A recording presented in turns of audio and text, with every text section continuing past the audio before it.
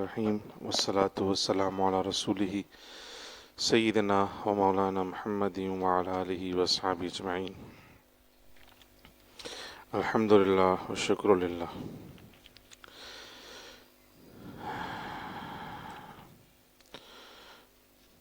سورہ توبہ میں اللہ سبحانہ و تعالی نے بالخصوص منافقین کا جو طرز عمل ہے اس کو کھول کھول کر بیان کیا ہے کہ وہ کس طرح اللہ اس کے رسول کے حکم کی خلاف ورزی کرتے ہیں، مسلمانوں کے حوصلوں کو پست کرنے کی کوشش کرتے ہیں.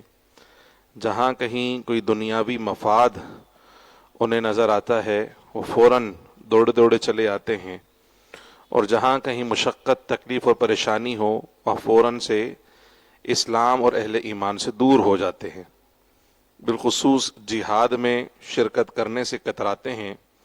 اور اس صورت مبارکہ میں سورہ غزوہ تبوک کے حوالے سے بالخصوص ذکر ہوا کہ منافقین جو ہے وہ مختلف ہیلے بہانے تراشتے رہے اور اس غزوے میں انہوں نے شرکت نہیں کی. پھر کچھ اہل ایمان بھی تھے جو مخلص تھے، وہ بھی اس میں اپنی سستی اور کاہلی کی وجہ سے شرکت نہ کر سکے، تو انہوں نے رسول اللہ صلی اللہ علیہ وسلم کی بارگاہ میں آ کر کوئی عذر نہیں تراشا، بلکہ صاف صاف حضور کی بارگاہ میں اعتراف جرم کیا کہ یا رسول اللہ، ہماری سستی اور کاہلی تھی، اس وجہ سے ہم نہیں شریک ہو سکے، اور ہم آپ کی بارگاہ میں رجوع کرتے ہیں اور اللہ کی بارگاہ میں توبہ کرتے ہیں. 50 دن تک ان کا بائیکاٹ کیا گیا، سوشل بائیکاٹ، نہ کوئی کلام، نہ کوئی گفتگو، نہ گھر والوں سے کوئی بات چیت. یہاں تک کہ 50 دن کے بعد اللہ سبحانہ و تعالی نے، چونکہ وہ سچے تھے، انہوں نے کوئی ہیلے بہانے نہیں تراشے، سچ کہا، اعتراف جرم کیا، تو اللہ سبحانہ و تعالی نے ان کی توبہ کو قبول فرمایا اور اس کا ذکر قرآن مجید کے اندر بھی بیان فرمایا. پھر اسی پارے کے اندر 11ویں سپارے کے اندر مسجد درار کا بھی ذکر آیا کہ منافقین نے مسجد قباء کے پاس ایک مسجد بنائی تھی، اور بظاہر وہ عمارت تھی مسجد جیسی، لیکن اس کی جو فنکشن تھا وہ مسجد جیسا نہیں تھا. یعنی مسجد تو اللہ کی عبادت ہوتی ہے، قرآن کی تعلیم ہوتی ہے، رسول اللہ صلی اللہ علیہ وسلم کی سنت کی تعلیم ہوتی ہے، اور دین کی تبلیغ، ترویج و اشاعت کا کام ہوتا ہے. بلکہ اس کا جو فنکشن تھا وہ مسلمانوں میں افتراق اور انتشار پھیلانا تھا، مسلمانوں کی اجتماعیت کو ختم کرنا تھا. اس لیے اس کا نام انہوں نے رکھا مسجد. اللہ سبحانہ و تعالی نے قرآن میں ارشاد فرمایا کہ یہ مسجد اللہ کا گھر نہیں ہے، بلکہ مسجد درار یہ نقصان پہنچانے والی جگہ ہے. اور وہ رسول اللہ صلی اللہ علیہ وسلم کی بارگاہ میں پیغام بھیجتے رہے منافقین کہ حضور آپ تشریف لائیں گے اور یہاں نماز پڑھیں گے تو اس کا افتتاح ہو جائے گا آپ کی برکت سے، اور پھر یہاں لوگ نماز پڑھنا شروع کر دیں گے. تو حضور نے فرمایا ہم غزوے سے واپسی آئیں گے تو پھر نماز پڑھیں گے. تو اللہ پاک نے اپنے حبیب کو منع فرما دیا کہ لا تقم فیہ ابدا، یہ حبیب آپ نے اس جگہ پہ کھڑے نہیں ہونا، یہاں پر نماز نہیں پڑھنی، بلکہ یہ مسجد درار ہے جو مسلمانوں میں تفریق پھیلانے کے لیے بنائی گئی ہے. تو سرکار علیہ الصلوۃ والسلام نے اللہ کے حکم سے اس کو ڈھا دیا، اس کو مسمار کر دیا، بلکہ اس کو جلا دیا، راکھ کر دیا کہ یہ عبادت گاہ نہیں ہے بلکہ مسلمانوں میں افتراق پھیلانے کا مرکز بنایا تھا، اس لیے اس کو ختم کر دیا گیا ہے. یہ جو میں جملہ عرض کر رہا ہوں یہ بڑا محتاط جملہ میں آپ سے کہہ رہا ہوں کہ مسلمانوں میں افتراق پھیلانے کا مرکز.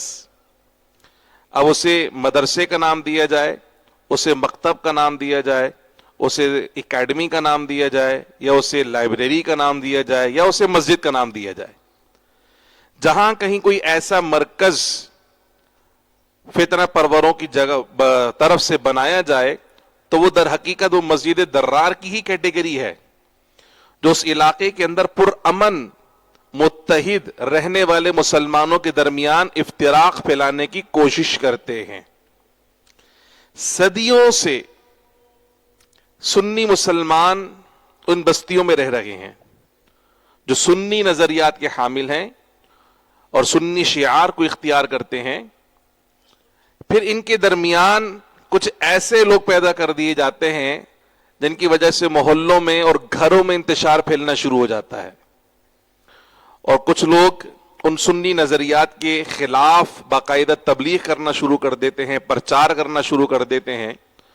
اور جیسے جیسے یہ بیمار افراد، ذہنی طور پر بیمار افراد جب یہ ملنا شروع ہوتے ہیں، ان کی ٹیم بننا شروع ہوتی ہے، تو ان کو فکر لاحق ہوتی ہے کہ ہمارا کوئی مرکز ہونا چاہیے، اور اس مرکز میں بیٹھ کر ہم نے کیا کرنا ہے، ہم نے بڑی آرگنائزڈ مینر کے اندر ہم نے اپنا جو مسلک ہے، جو ہماری سوچ ہے، ہماری تھاٹ ہے، جو ہمارے نظریات ہے، اس کا ہم نے پرچار کرنا ہے، اور ہم نے اس کی تبلیغ کرنی ہے، اس کی پریچنگ کرنی ہے۔ اس طرح وہ کیا کرتے ہیں کہ علاقوں کے اندر، بستیوں کے اندر اپنے مراکز کو قائم کرتے ہیں، اور سنی نظریات کی حامل بستیوں کو باقاعدہ وہاں پر یہ ٹارگیٹڈ کام کرتے ہوئے لوگوں کو ان کے نظریات سے متنفر کرتے ہیں اور دور کرنے کی کوشش کرتے ہیں۔ ہونا کیا چاہیے؟ ہونا یہ چاہیے کہ آپ جو ایک تسلسل کے ساتھ دین پر کاربند ہیں، عبادات کا خاص طریقہ آپ نے اختیار کیا ہوا ہے، آپ نمازیں پڑھ رہے ہیں، آپ تسبیحات کر رہے ہیں، آپ ذکر و اذکار کر رہے ہیں، آپ مختلف محافل کا اہتمام و انعقاد کر رہے ہیں، اور ایک تسلسل سے کرتے چلے آ رہے ہیں، اور پھر صرف آپ ہی نہیں کر رہے، مطلب صرف یہ لانڈی نمبر 3 کے مسلمان نہیں کر رہے ہیں، بلکہ پورے لانڈی کے اندر اسی طرح نماز پڑھی جا رہی ہے اور ان محافل کا انعقاد کیا جا رہا ہے۔ پھر لانڈی نہیں، کورنگی کے مسلمان بھی اسی طرح نماز پڑھ رہے ہیں، اور صرف کورنگی نہیں جناب والا، ہم دیکھ رہے ہیں ضلع ملیر کے لوگ بھی اسی طرح نماز پڑھ رہے ہیں، اور ضلع جو ہے وہ جنوبی اس کے لوگ بھی اسی طرح نماز پڑھ رہے ہیں، سینٹرل کے لوگ بھی اسی طرح نماز پڑھ رہے ہیں، اور صرف ضلع سینٹرل نہیں، پورا شہر کراچی اسی طرز پہ نماز پڑھتا ہوا نظر آ رہا ہے آپ کو۔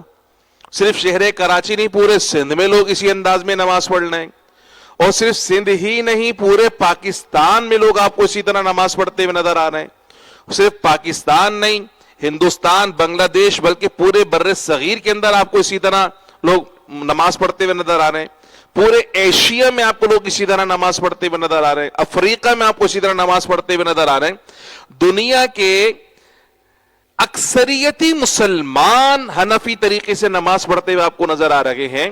اس کا مطلب یہ ایک دو لوگوں کی گھڑی ہوئی چیز نہیں ہے، یہ ایک دو لوگوں کا اختیار کردہ چیز نہیں ہے، بلکہ اس کا مطلب یہ ہے کہ امت کی ایک اکثریت اس بات پر مجتمع ہے اور متفق ہے کہ یہ طریقہ نماز درست ہے۔ اور صرف آج کے مسلمان نہیں، 1400 سال کا تسلسل ہے جو چلتا چلا آ رہا ہے، اور اسی انداز میں سارے کام ہو رہے ہیں۔ اسی طرح یہ نماز تراویح، 20 رکعت نماز تراویح صرف کیا لانڈی میں ہوتی ہے؟ بتائیے، کیا صرف کورنگی میں ہوتی 20 رکعت نماز تراویح؟ کیا صرف کراچی میں ہوتی ہے 20 رکعت نماز تراویح؟ سوچیے تو ذرا صحیح، کہ صرف پاکستان میں ہو رہی 20 رکعت نماز تراویح، باقی دنیا کے مسلمان نہیں پڑھتے 20 رکعت نماز تراویح؟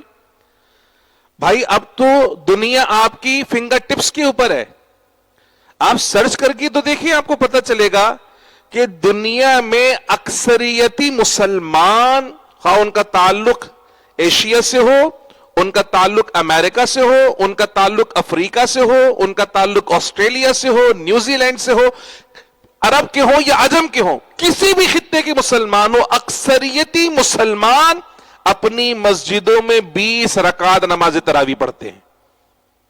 تو کوئی نئی چیز تھوڑی ہے، یہ نئی چیز تو آپ پیدا کر رہے ہیں کہ یہ 20 رکعت نہیں ہے، نئی چیز آپ پیدا کر رہے ہیں تہجد اور تراویح کے درمیان لوگوں کو مشتبہ کر کر، ایک کنفیوژن کریٹ کر کر، نئی چیز آپ پیدا کر رہے ہیں تراویح کا انکار کر کر۔ یہ پوری دنیا کے مسلمان بے وقوف ہیں جو نماز تراویح پڑھ رہے ہیں، ایک آپ ہی عقل مند ہے جسے یہ بات سمجھ میں آئی کہ تراویح تو بدعت ہے، تراویح تو کوئی نماز ہی نہیں ہے، تراویح تو رسول اللہ کے زمانے سے ہے ہی نہیں۔ You are the only one, صرف تم ہی ہو جس نے 1400 سال میں اس بات کو سمجھا۔ یہ 1400 سال کے سارے مسلمان بے وقوف ہیں جو یہ ایک تسلسل سے عمل کرتے چلے آ رہے ہیں، اور ہمارے لوگ بھولے بھالے، باقی سارے معاملوں میں تیز ہیں مگر دین کے معاملے میں انتہائی بالکل ہپا کرنے والے ہیں، چاولوں کو ہپا کہنے والے، روٹی کو مم کہنے والے، دین کے معاملے میں بالکل کورے بن جاتے ہیں، بالکل ایک دم بے وقوف۔ کوئی بھی آیا اپنا منجن بیچ کے چلے جائے، ہم فوراً منجن خرید لیتے ہیں، نورانی منجن دانتوں کو چمکا دے۔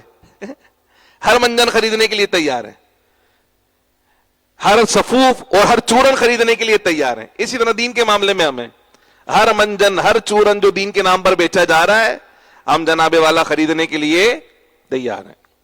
زندگیاں گزارنی لوگوں نے اور اب بڑھاپے میں آ کر گمراہی کی طرف مائل ہو رہا ہے. اور فتنہ پھیلنے کی جو وجہ بن رہی ہے وہ سوشل میڈیا ہے. آج سے ہم نے کوئی 15 سال پہلے جب یہ حدیث مبارکہ پڑھی تھی پیارے آقا صلی اللہ علیہ وسلم کی، تو سرکار کی حدیث تو 1400 سال پرانی ہے. ہر زمانے میں لوگ پڑھتے چلے آئے، لیکن جیسے جیسے زمانہ گزرتا جا رہا ہے سرکار کی حدیث کا فہم بڑا آسان ہوتا چلا جا رہا ہے. چیزیں بہت گہرائی کے ساتھ سمجھ میں آنا شروع ہو گئی ہیں. اب سرکار نے فرمایا تھا کہ قرب قیامت کی نشانی ہے فتنے تمہارے گھروں میں اس طرح داخل ہوں گے جس طرح بارش کے قطرے تمہارے گھروں میں داخل ہوتے ہیں. تم دروازے بند کر لو گے مگر پھر بھی فتنے تمہارے گھر میں داخل ہوں گے. تو اس وقت، یعنی میں اپنی بات بتا رہا ہوں آپ کو، آج سے 15 سال پہلے یہ انڈرسٹینڈنگ نہیں تھی اتنی کہ بھئی ہر گھر میں فتنہ کیسے پہنچ جائے گا.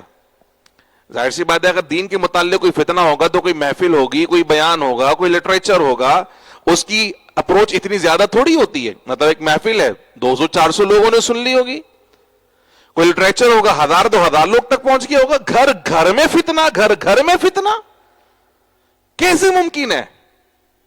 مگر آج اس نے بتا دیا کہ یہ گھر گھر میں فتنہ کیسے ممکن ہے. گھر گھر میں فتنہ، دروازے بند ہیں مگر فتنہ گھر میں.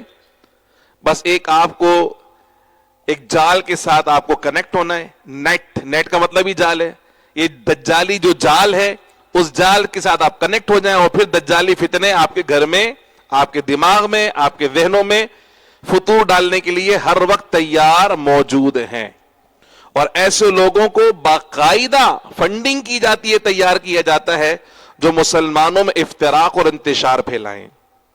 دیکھو کافر ایڑی چوٹی کا زور لگا لینا مسلمانوں کا حقیقت میں مقابلہ نہیں کر سکتے اس وقت تک جب تک مسلمان اندرونی طور پہ کمزور نہ ہو جائیں. اب اس کو ایک مثال کے طور پہ لے لو. ایک گھر میں کوئی 8-10 مرد افراد ہیں جو آپس میں مطلب باپ ہے یا بیٹا ہے، چچا ہے، ان سب میں بڑا ایکا ہے. جب ان سب میں بڑا ایکا ہوگا نا تو جناب والا کوئی باہر کا ان کے گھر میں کسی قسم کی کوئی کاروائی نہیں کر سکتا چونکہ ان میں ایکا ہے. اور اب کوئی جناب والا ایک فتنہ پرور ان کے اندر بٹھا دے کوئی، وہ بولے دیکھو تمہارے ابا ہی سارا کماتے ہیں، تمہارے ابا ہی سارا خرچہ پورا کر رہے ہیں، بجلی کا بل بھی تمہارے ابا بھر رہے ہیں، گیس کا بل بھی تمہارے ابا پورا کر رہے ہیں، اس کو بھی دینے اس کو بھی دینے، چچا تو کچھ کرتے ہی نہیں ہے تمہارے، ان کی تو آمدنی پوری نہیں ہو کہ کیا کرتے ہیں، چچا تو کچھ بھی نہیں کرتے. بولا ہاں بات تو صحیح کہہ رہے ہیں. ادھر جناب والا چچا کے کان بھر دیے کہ لو بھائی تمہارے بھائی سارا اٹھا رہے ہیں تو تمہارے تو بھتیجے تمہاری عزت ہی نہیں کرتے، کوئی تمہیں تو گھاس ہی نہیں ڈالتے. وہ کہتے ہیں ہمارا باپ سب کچھ کرتا ہے، چچا تو کچھ کرتا ہی نہیں ہے. ادھر جناب والا کسی نے چچی کے کان بھر دیے، کسی نے بھتیجے کے کان بھر دیے، کسی نے بھانجے کے کان. آپس میں کیا ہوا؟ اب جب کھٹپٹ کھٹپٹ شروع ہوئی تو گھر کا شیرازہ بکھرنا شروع ہوا. اب کسی کو کوئی کاروائی ڈالنی ہے تو وہ اس شخص پر کاروائی ڈال دے گا جو اس گھر کے اندر سب سے کمزور آدمی ہے نا، اس پہ کاروائی ڈالے گا اور سب لوگ اس سے ہاتھ ڈالیں گے. بولا یار اس کو ہوا، ہمارے ساتھ تھوڑی ہوا ہے. اچھا اس کا ہوا ہے، ہم تو بڑے مضبوط ہیں، ہمارے پاس آئے گا ہم دیکھ لیں گے. ٹھیک ہے نا. یہی کیفیت امت مسلمہ کی کری. کفار نے کہا کہ جب تک یہ ایک رہیں گے ہم ان کا مقابلہ نہیں کر سکتے. ہم کسی ایک جگہ کے مسلمانوں پہ حملہ کریں گے پوری دنیا کے مسلمان آ کر مقابلہ کرنے کے لیے تیار ہو جائیں گے. اس لیے ان مسلمانوں کو سب سے پہلے جغرافیے کے اندر بند کرو. کس میں بند کرو؟ زور سے بولو. جغرافیے کے اندر بند کرو. کچھ مسلمانوں کو پاکستان میں بند کرو، کچھ مسلمانوں کو ہندوستان میں بند کرو، کچھ کو بنگلہ دیش میں بند کرو، کچھ کو نیپال میں بند کرو، کچھ کو بھوٹان میں بند کرو، کچھ کو جناب والا سری لنکا میں بند کرو، کچھ کو امریکہ میں بند کرو، کچھ کو ترکی کے اندر بند کرو، کچھ کو یو اے ای کے اندر بند کرو، کچھ کو سعودیہ کے اندر بند کرو، کچھ کو شارجہ کے اندر بند کرو، کچھ کو مصر میں بند کرو. ان سب کو جغرافیے میں بند کرو. چھوٹے چھوٹے پنجرے بنا دو ان کے. اب جب آپ حملہ آور ہو عراق کے اوپر، کفار مل کے، پورا عالم کفر حملہ آور ہوا مل کر، تو باقی سب کیا بولنے؟ عراق کی اور ان کی جنگ ہمارا کیا لینا دینا اس کے اندر؟ بس یہ وہ سلسلہ ہے جو کفار چاہتے تھے. ان کو تقسیم کرو، ان کو جغرافیوں میں بند کرو، اور پھر اس کے بعد ایک ایک کر کے ان کو مارو. اب یہ جو تفریق پھیلی ہے، اس تفریق پھیلانے کا سبب سب سے پہلے کیا چیز بنی ہے؟ وہ یہی مذہبی انتشار بنا ہے. ایسے ہی فتنہ پرور لوگ جو ایک ایک حدیث، ایک ایک روایت ایسی نکال کر لے کر آئے جو لوگوں نے یار یہ تو نئی چیز لے کر آیا ہے، بس، اور گمراہی کا رستہ کھلنا شروع. اب مسلمانوں کو مار پڑتی ہے اور ہم بالکل چین سے بیٹھے رہتے ہیں. ابھی فلاں ملک کی مار پڑ رہی ہے، ہمارے پاس آئے گا ہم دیکھ لیں گے.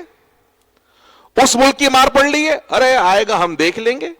فلاں کی مار، ارے ان کی پڑ رہی ہے، ہمارا کوئی لینا دینا تھوڑی ہے. حالانکہ میں نے آپ کو پہلے بھی کہا تھا کہ مسلمانوں کے اتحاد کی ایک ہی وجہ ہو سکتی ہے، اور وہ کیا ہے؟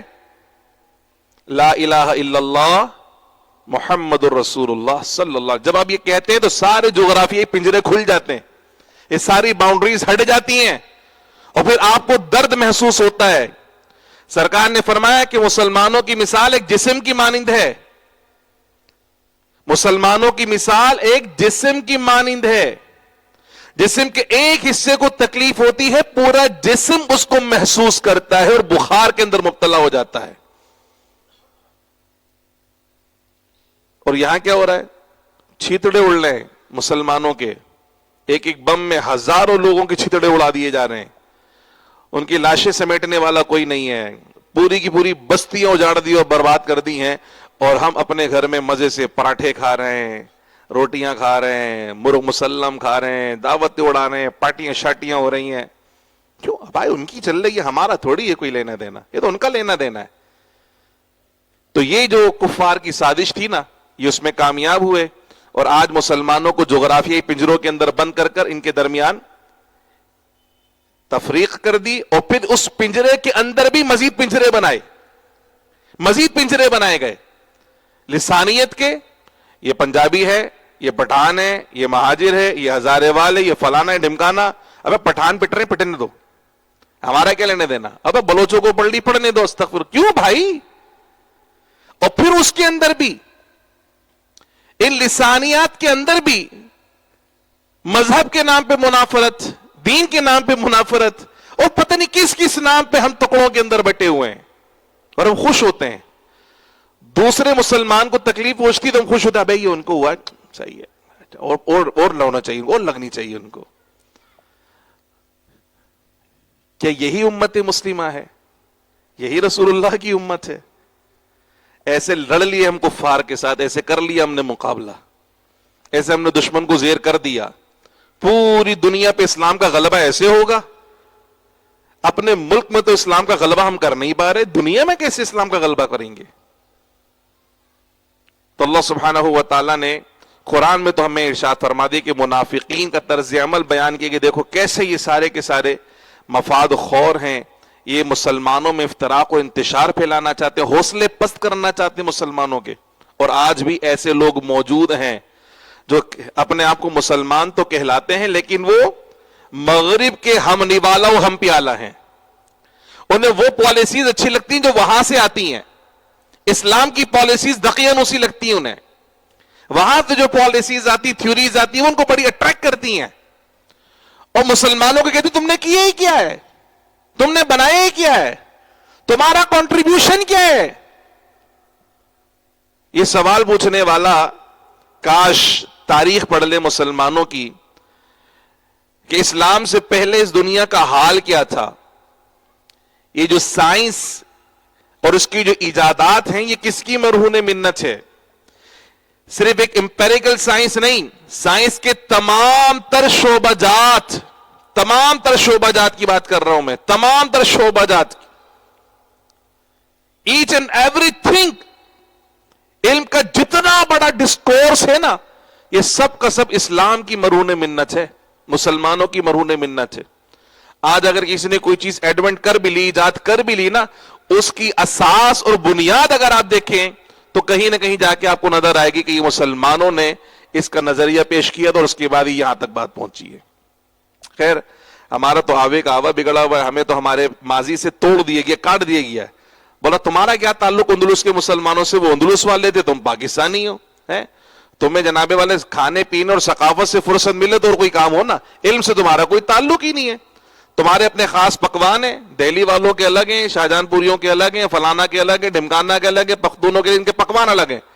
اور تمہارا پہننا یہ ہے, وہ تم نے پاجامہ پہننا تو تم نے دھوتی پہننی ہے, تو تم نے شلوار پہننی ہے. ان چیزوں میں ایسے الجھایا کہ علم کا کوئی تعلق ہی نہیں ہے آپ کا, کوئی علم آپ کی میراث بنتی نظر نہیں آتی, کوئی علم کا کنٹریبیوشن آپ کی قوم کا نظر ہی نہیں آتا کہیں جناب والا. اور اب جو نوجوان نسل ہے, استغفر اللہ العظیم, اس کا تو اللہ ہی حافظ ہے. ہر معاملے میں ہم سے پوچھا جائے گا ہمارے بچوں کے متعلق اور ہمارے نوجوانوں کے متعلق کہ ہم نے ان کی کیا تربیت کی تھی. ہر ایک سے پوچھا جائے گا. یہ جو آنکھیں بند کر کے بیٹھے ہوئے نا, بچوں کو جوان ہوتا دیکھ رہے ہیں, ہر ایک سے پوچھا جائے گا. اور پھر اللہ کی بارگاہ میں جب جواب داری ہوگی نا, اس وقت آپ کو پتا چلے گا کتنی سخت جواب داری ہے. اللہ سبحانہ و تعالی نے حضرت سیدنا ابراہیم علیہ السلام کو فرمایا کہ آپ اپنے والد کے لیے دعا نہیں کریں گے. ٹھیک ہے, اور یہاں ایک اہم مسئلہ میں آپ کو حل کرتا چلوں, آسانی کے ساتھ سمجھ میں آ جائے گی. کہتے ہیں جی ابراہیم علیہ السلام کے جو والد تھے وہ معاذ اللہ بت پرست تھے اور کافر تھے, اور قرآن میں ان کا نام ہے آزر. اہل السنہ کہتے ہیں کہ آزر سیدنا ابراہیم علیہ السلام کا والد نہیں تھا, وہ آپ کا چچا تھا. آپ کے والد کا نام مفسرین نے لکھا تارخ, یہ آپ کے والد صاحب تھے, اور یہ موحد تھے, مسلمان تھے. تو کہ قرآن کے اندر اب کا لفظ آیا ہے آزر کے لیے, تو عربی زبان میں جو اب ہے وہ صرف باپ کو ہی نہیں بولتے بلکہ وہ چچا اور تایا کو بھی بولا جاتا ہے. جیسے ہمارے وہاں اردو زبان میں ہوتا ہے کہ جو والد صاحب کے بڑے بھائی ہوتے ہیں کو بھی ابو کہا جاتا ہے, کہیں بڑے ابو یا صرف ابو بھی کہا جاتا ہے. تو کہ بولے آپ تو ان کو بھی ابو کہتے ہو, اور یہ اصل میں ابو تو آپ کے یہ ہیں. بولا ہاں اصل ابو تو میرے یہی ہیں مگر وہ میرے بڑے ابو ہیں. تو اسی طرح عربی زبان کے اندر بھی جو اب ہے وہ تایا کے لیے اور چچا کے لیے بھی استعمال ہوتے. تو آزر آپ کا حقیقی باپ نہیں تھا, وہ آپ کا چچا تھا. اب اس کی دلیل کیا ہے؟ ہم درود ابراہیمی پڑھتے ہیں ہر نماز میں, اور اس کے بعد دعا پڑھتے ہیں. کیا دعا پڑھتے ہیں؟ رب اجعلنی مقیم الصلاۃ ومن ذریتی ربنا وتقبل دعاء. یہ دعا حضرت ابراہیم علیہ السلام کی دعا ہے. یہ جو ہم پڑھتے ہیں نا, یہ ابراہیم علیہ السلام کی دعا ہے جو ہر نماز میں ہم پڑھتے ہیں. ربنا وتقبل دعاء ربنا اغفر لی ولی والدی وللمؤمنین یوم یقوم الحساب. اے اللہ مجھے نماز قائم کرنے والا بنا, میری اولادوں کو نماز قائم کرنے والا بنا. اے پروردگار ہماری دعا کو قبول فرما. اے پروردگار میری مغفرت فرما, میرے والدین کی مغفرت فرما. یہ دعا ہم ہر نماز میں کرتے نہیں کرتے. اور دعا کس کی ہے یہ؟ تو ابراہیم علیہ السلام کو تو اللہ نے منع کیا تھا اپنے باپ کے لیے دعائیں استغفار, تو کیا اللہ کے نبی اللہ کے حکم کے خلاف کریں گے؟ اس کا مطلب یہ ہے کہ وہ جو حضرت سیدنا ابراہیم علیہ السلام کو جو دعا کے لیے منع کیا گیا, جس باپ کے لیے وہ آزر تھا اور وہ آپ کا حقیقی باپ, اور ہم جو دعا کرتے ہیں ابراہیم علیہ السلام کی دعا کو جو حکایتاً ہر نماز میں پڑھتے ہیں, وہ آپ نے اپنے حقیقی والدین کے لیے دعا کی تھی جو اللہ کو اتنی پسند آئی کہ اللہ نے قرآن کے اندر اس کو بیان فرمایا ہے. اور رسول اللہ کو اتنی پسند آئی کہ رسول اللہ نے ہماری نمازوں میں اس کو شامل کر دیا ہے. تو آزر ابراہیم علیہ السلام کا حقیقی باپ. اور یہ بات ہم اس لیے بھی خاص طور پہ بیان کرتے ہیں کہ پیارے آقا صلی اللہ علیہ وسلم نے اپنا جو نسب بیان فرمایا, سرکار نے فرمایا کہ میں اپنے والد حضرت عبداللہ سے لے کر حضرت آدم علیہ السلام تک میرے جتنے اجداد ہیں وہ سب کے سب پاک ہیں اور موحد ہیں. ان میں معاذ اللہ کبھی بھی کوئی مشرک.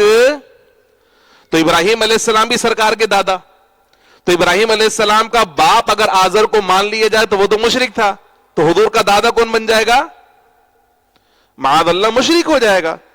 اور یہ بات درست نہیں، چونکہ سرکار نے فرمایا کہ ہمارے اجداد آدم علیہ السلام تک جتنے ہمارے اجداد ہیں وہ سب کے سب کیا ہیں؟ پاک ہیں اور موحد ہیں. اس لیے ہم آزر کو ابراہیم علیہ السلام کا باپ نہیں مانتے. ہم کیا نہیں مانتے؟ حقیقت وہ باپ ہے ہی نہیں. اور پھر آخر میں اللہ سبحانہ و تعالیٰ نے سورہ توبہ کے آخر میں جہاں اتنا جلال اللہ پاک کا رہا، وہاں آخر میں اللہ نے اپنے حبیب کے جمال کا ذکر کیا ہے. کیا جمال ہے سرکار کا؟ فرمایا لقد جاءکم رسول من انفسکم. اتنا جلال ہے پوری سورہ توبہ میں. یہ قرآن پاک کی 114 صورتیں ہیں، ان میں یہ واحد صورت ہے. قرآن کی ساری صورتیں کھول کے دیکھیں، بسم اللہ سے ہر صورت کا آغاز ہے، لیکن سورہ توبہ یہ واحد صورت ہے جس کے آغاز میں بسم اللہ نہیں پڑھی جاتی، نہ لکھی جاتی ہے نہ پڑھی جاتی ہے. اتنا جلال اللہ پاک کا سورت کے اندر ہے. اور پھر آخری کی جو آیات ہیں، آئے ہائے ہائے، فرمایا لقد جاءکم رسول من انفسکم، تحقیق تمہارے پاس تمہیں میں سے ایک رسول، عظیم الشان رسول تشریف لے کر آئے. عزیز علیہ ما عنتم، جن پر تمہارا مشقت میں پڑنا گرا ہے. حریص علیکم بالمؤمنین رؤوف رحیم، تمہاری بھلائی کی نہایت چاہنے والے ہیں اور کمال مہربان ہیں اور بڑے ہی رحیم ہیں. اللہ سبحانہ و تعالیٰ نے پیارے آقا کی تشریف آوری کا ذکر اس کے اندر بیان فرمایا اور کہا کہ یہ جو نبی مکرم ہے نا، یہ تمہارے لیے بہت زیادہ مشفق اور مہربان ہے. حضور کی امت مشقت میں پڑے، سرکار کو یہ گوارا نہیں ہے. اپنی امت کے لیے سرکار نے آسانیاں ہی آسانیاں رکھی ہیں تاکہ دین پر عمل کریں، دین پر عمل کرنے والے بن جائیں. مگر امت اس نبی کی اس خاص محبت کا بھی حق ادا نہیں کر سکتی. بے شمار مظاہر ہیں سرکار کے کہ کہا کہ تم مشقت میں پڑ جاؤ گے اس لیے میں نہیں کر رہا، تم مشقت میں پڑ جاؤ اس لیے. یہ تراویح بھی اسی وجہ سے سرکار نے باجماعت نہیں پڑھی. کہا کہ اگر میں پابندی سے پڑھوں گا تم پہ فرض نہ ہو جائے اور تم کر نہیں پاؤ گے، اس لیے سرکار نے اس کو پابندی سے باجماعت ادا نہیں کیا تاکہ امت پہ فرض نہ ہو جائے. فرض ہو جاتی تو کیا ہوتا؟ تو حضور نے فرمایا کہ اگر تمہارا مشقت میں پڑنا مجھے گرانا گزرتا نا تو مسواک کو ہر وضو کے لیے فرض قرار دے دیتا. مجھے پتا ہے مشقت میں پڑ جاؤ گے، مسواک تم رکھو گے ہی نہیں، بھول کے آ جاؤ گے تو پھر تمہارا وضو ہی نہیں ہوگا. صرف امت کو مشقت سے بچانے کے لیے سرکار نے مسواک کو وضو کے اندر فرض قرار نہیں دیا. دو نام اللہ نے اپنے حبیب کو عطا فرمائے جو اللہ کے صفاتی ناموں میں سے ہیں. ایک ہے رؤوف اور دوسرا ہے رحیم. اللہ نے قرآن میں فرمایا ان اللہ بالناس لرؤوف رحیم، بے شک اللہ لوگوں کے ساتھ رؤوف بھی ہے اور رحیم بھی ہے. اور یہاں سرکار کے لیے فرمایا حریص علیکم بالمؤمنین رؤوف الرحیم، کہ مومنوں کے لیے آپ رؤوف بھی ہیں اور رحیم بھی ہیں. یہاں ان کم عقل لوگوں کو ہم یہ سمجھانے کی کوشش کریں گے کہ بھائی اگر صرف نام کی مماثلت کی وجہ سے معاذ اللہ شرک ہوتا تو اللہ سبحانہ و تعالیٰ کبھی اپنے حبیب کو رؤوف الرحیم کہہ کر قرآن میں بیان نہیں کرتا. یعنی اللہ بھی رؤوف اور رسول اللہ بھی رؤوف، اللہ بھی رحیم اور رسول اللہ بھی رحیم، تو بظاہر تو اشتراک نظر آ رہا ہے. تو یہاں سمجھانے کے لیے عرض یہ ہے کہ اللہ رؤوف ہے حقیقی طور پر اور رسول اللہ کو رؤوف بنایا ہے اللہ نے. اللہ رحیم ہے حقیقی طور پر اور رسول اللہ کو رحیم بنایا ہے اللہ نے. یہ جو صفاتی نام اللہ نے عطا کیے ہیں، اللہ کے صفاتی نام اللہ کے ذاتی ہیں، اس کو کسی نے عطا نہیں کیے، لیکن محبوب کو جو عطا کیے ہیں وہ پروردگار نے عطا کیے ہیں. اس لیے اگر کوئی نام کی مماثلت آ رہی ہو تو اس سے کوئی شرک نہیں بنتا. شرک اس وقت بنتا ہے کہ بالکل منوعاً جیسے اللہ کے لیے مانا جائے ویسے ہی مخلوق کے لیے مانا جائے، یہ شرک بن جاتا ہے. ایک اور آسان سے مثال دے کے سمجھا کر گفتگو ختم کرتا ہوں. اللہ فرماتا ہے کہ اللہ سمیع بھی ہے اور بصیر بھی ہے. اللہ سمیع بھی ہے اور بصیر بھی ہے، اور اس نے انسانوں کے لیے فرمایا کہ فَجَعَلْنَاهُ سَمِيعًا بَصِيرًا، ہم نے انسان کو بھی دیکھنے والا اور سننے والا بنایا ہے. اب اللہ بھی سمیع اور انسان بھی، ہم سب کیا ہو گئے؟ ہم سب بھی سمیع. شرک ہو جانا چاہیے چونکہ مماثلت نظر آ رہی ہے. تو بھائی یہ لفظی مماثلت ہے، حقیقی مماثلت اس لیے کہ اللہ سمیع ذاتی طور پر ہے اور ہمیں سمیع بنایا ہے اللہ نے. اللہ سننے کے لیے کسی عضو کا محتاج نہیں ہے، کسی آرگن کا محتاج نہیں ہے، جبکہ ہم سننے کے لیے کانوں کے محتاج ہیں۔ اگر قوت سماعت نہ ہو تو ہمیں کوئی سنائی دے گا؟ نہیں، جبکہ اللہ تعالیٰ کو سننے کے لیے کانوں کا محتاج نہیں ہے۔ اسی طرح ہم جو سنتے ہیں اس سننے کی لیمیٹیشنز ہیں، ایک خاص ویلوسٹی کو سن سکتے ہیں، ایک خاص پچ کو سن سکتے ہیں، نہ اس سے ہائر نہ اس سے لوور کو ہم سن نہیں سکتے۔ یہی وجہ ہے کہ چیٹیاں سن لیں گی ہمیں آواز نہیں آئے گی، کتے سن لیں گے ہمیں آواز نہیں آئے گی۔ تو ایک خاص ویلوسٹی اور پچ اللہ نے ہم کو عطا فرمائی ہے، اس کے علاوہ ہم سن سکتے، جبکہ اللہ سبحانہ و تعالیٰ کے لیے ایسی کوئی حد نہیں ہے۔ وہ پتھر کے اندر اگر کوئی کیڑا اس کی بارگاہ میں آوازاری کرے تو اس کی بھی سماعت فرما لیا کرتا ہے۔ اور پھر ہم سننے کے لیے ہماری جو قوت سماعت ہے وہ متاثر ہو سکتی ہے، کسی حادثے کی وجہ سے، کسی بیماری کی وجہ سے ہم اونچا بھی سن سکتے ہیں، یا ہم بالکل سماعت سے محروم بھی ہو سکتے ہیں۔ یعنی ہماری جو صفت ہے وہ ختم بھی ہو سکتی ہے، لیکن اللہ کی جو صفت ہے وہ کبھی ختم، اس میں کبھی تبدیلی نہیں آ سکتی۔ تو اس لیے شرک اس وقت ہوتا ہے کہ جیسا اللہ کے لیے مانا جائے ویسا ہی کسی بندے کے لیے مانا جائے، مخلوق کے لیے مانا جائے، تو وہ کیا کہلاتا ہے؟ شرک کہلاتا ہے۔ اللہ کریم ہم سب کو قرآن مجید فرقان حمید کا حقیقی فہم نصیب فرمائے، مذہب مہذب اہل السنہ و جماعت پر سختی کے ساتھ کاربند رہنے کی توفیق عطا فرمائے۔ جو فتنے اور گمراہیاں چاروں طرف ازدہی کی شکل میں منہ کھولے کھڑے ہوئے ہیں ہمارے ایمان کو سلب کرنے کے لیے، اللہ پاک ان سبھی سے ہم سب کو محفوظ فرمائے۔ آج شب جمعہ بھی ہے، سرکار نے فرمایا کہ جو جمعے کے دن مجھ پہ درود پڑھتا ہے اس کا درود میں خود سماعت کرتا ہوں، اس لیے کثرت سے درود پاک پڑھیں۔ اور آج یہ شب جمعہ اور کل کا جمعے کا دن، سرکار کا فرمان ہے کہ ماہ رمضان کی شب جمعہ اور جمعہ اللہ پاک ہر گھڑی میں 10 لاکھ جہنمیوں کو جہنم سے آزاد فرماتا ہے۔ اللہ ہمیں ان میں شامل فرمائے۔ تو ہم ذکر بھی کریں گے اور انشاءاللہ درود پاک بھی ہم نے پڑھنا ہے۔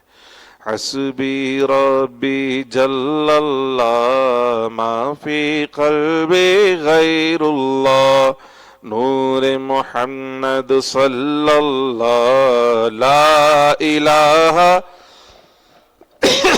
لا الہ